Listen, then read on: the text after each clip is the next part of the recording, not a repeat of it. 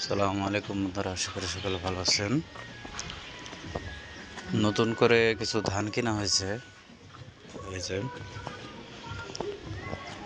এখন এটাকে আউলায় শুকানো হচ্ছে। এখন তো আর কোনো কবুতর নাই, যেমন আপনারা দেখতেই পাচ্ছেন। আগের থেকে কোনো ধরনের কবুতর এখন আর নাই, এক পিছু নাই। আর কোনো কিছু নতুন করে ঢুকবো কিনা এটা বলতে পারতেছি না। আজকে মিস্ত্রি আসার কথা ছিল, এই ঘরটা ভাঙা নিচে নামিয়ে ফেলবো। তো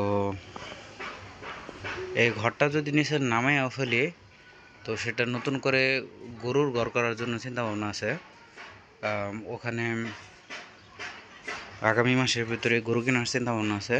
তো উপরে দুইটা ব্রিডিং কেস রেখে ওটাকে নতুন করে সেট আপ দিয়ে আমার চিন্তা ভাবনা আছে যে এই সাইডে একটা ধাপড়ির মতো করে সেট আপ করার, ব্রিডিং কেস দিয়েই।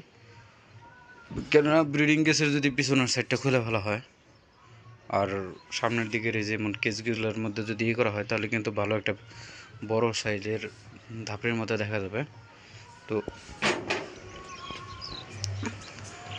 এর মধ্যে বেশি না, 4-5 জোড়া কবুতর ছাড়ার চিন্তা আছে, কিন্তু সেটাও সময় সাপেক্ষ। তবে একদম খাঁচা মাছা সব কিছু বিক্রি করা হবে না, কোনো কিছু না, এগুলো নিচে নামে ফেলা হবে।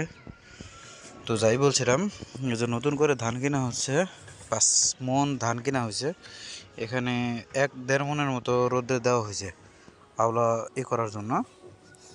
তো খ্যারও কেনা হয়েছে কিছু। তো খ্যারের বুগলে আমরা যাবো একটু পরেই, খ্যার শুকানো হবে, ওখানে যাব ইনশাল্লাহ।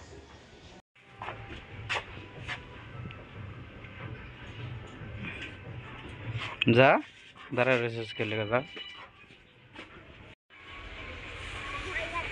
খ্যারের বুগলে আমরা আসছি, যে খ্যারগুলো নিচে করছি।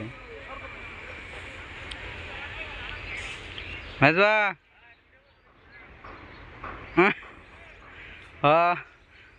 এই তো ঠিক আছে।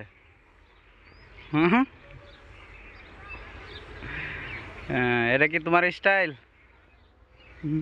ওই ওই আড়ি বাইরে বাবা নিব কোন এটা আরে আড়ি বাইরে তো না আই যায় নরো।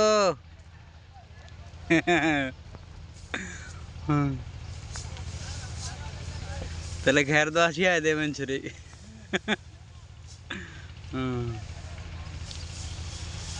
তো এই যে নীরবের যে খের দিতেছে, এটা হলো আটি সহকারে খের দেওয়া।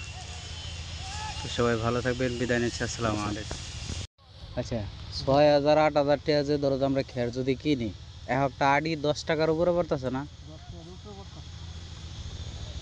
8,000 টাকা ওই যে হলো কটা আছে, আর বাড়িতে আনছিলাম কটা হলো 2,000 টাকা। হ্যাঁ, আর এখানে 6,000 ক্রিকেট খেলা দেখবে আমরা আজকে। 8,000 এই 8,000 টাকা আমার